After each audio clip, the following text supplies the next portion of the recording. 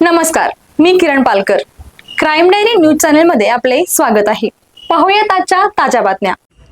कोल्हापूर जिल्ह्यात अवैध गुटखा विरोधात पोलिसांनी मोठी कारवाई केली आहे.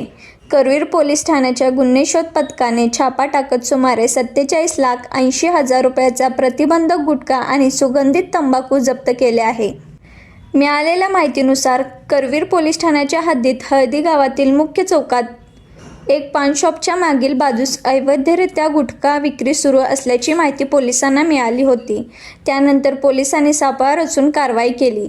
छाप्यात एक संशयी व्यक्तीला प्लॅस्टिकच्या पिशवीमध्ये प्रतिबंधक गुटखा व सुगंधित तंबाखू आढळून आला. पोलिसांनी मुद्देमाल जप्त करून संबंधित आरोपीला ताब्यात घेतले आहे. जप्त केलेल्या मुद्देमालाची किंमत सुमारे 47,80,000 रुपये इतकी आहे. या प्रकरणाची आरोपीविरुद्ध करवीर पोलीस ठाण्यात गुन्हा दाखल करण्यात आला असून पुढील तपास सुरू आहे.